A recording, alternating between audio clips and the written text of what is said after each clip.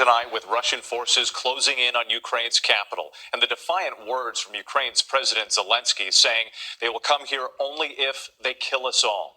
The UK government reporting the bulk of Russian forces are now within 15 miles of the center of Kyiv, and this new video from the coastal city of Mariupol. The Russian tanks marked with the letter Z firing on an apartment building. The extent of the damage to the besieged city can be seen from these satellite images. This photo taken before the war, and this one taken after the recent shelling. And here you can see devastation in the southeast of the country, residents sheltering in basements, the city above reduced to ruins. Ukrainian officials releasing this video, they say, shows an outspoken mayor allegedly kidnapped by Russian forces. Today, residents taking to the streets demanding his release, chanting to the occupiers, "Shame on you." As Russian forces continue to bombard residential areas, growing concerns tonight about how to evacuate the remaining civilians. ABC's Maggie Ruley leading us off from Ukraine. Tonight, a defiant Ukrainian President Zelensky warning the Russians they would have to carpet bomb Kyiv and kill all of its residents if they wanted to take the city. І просто вирішить стерти. Saying if that is their goal, let them come. Ukrainians resolve unwavering on the 17th day of this conflict as Russian forces bear down on the capital.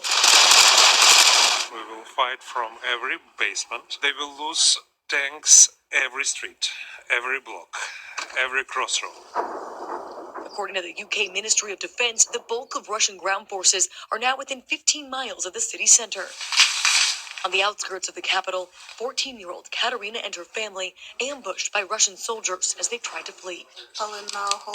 She says, "We went down the main road and they just started shooting at us." Satellite images show that Russian convoy, once 40 miles long, has dispersed, likely to support an attempt to encircle the city or reduce its vulnerability to Ukrainian counterattack. Zelensky saying his country has dealt the biggest blow to the Russian army in decades. A U.S. official saying as many as 6,000 Russian soldiers have died, another 15,000 wounded since the war began. Russian President Vladimir Putin speaking with the leaders of France and Germany today. President Macron and Chancellor Scholz urging an immediate ceasefire and a move toward a diplomatic solution, vowing more sanctions. As concern grows, Putin may resort to chemical weapons if he fails to make significant gains on the ground. Ukraine knows the utter devastation Putin's forces are capable of. New images from the besieged city of Mariupol. Russian tanks with that Z marking bombarding residential areas. This apartment building hit. The mayor there calling it Armageddon. In this hospital corridor, unspeakable loss. Anastasia losing one child, clinging to the one that survived. Through her tears, she says, "I don't know where to run to. Who will bring back our children?"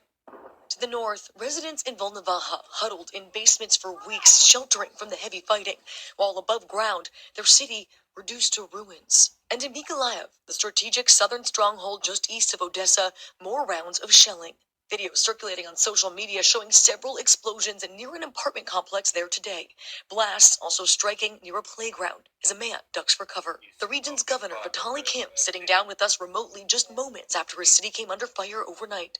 We have been shot, bombed in a rocket attack. We have damages in the private sector, civilian sector, damages in electricity, heat, and gas. Ukrainians say the blast hit a cancer hospital with several hundred patients inside. We have no choice. We have to fight.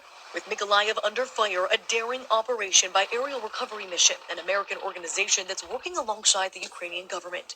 35 orphans picked up under the cover of darkness after spending 8 days trapped in a bomb shelter. You could see it in their faces as soon as they saw on the bus. They're all waving. Just glad they're safe.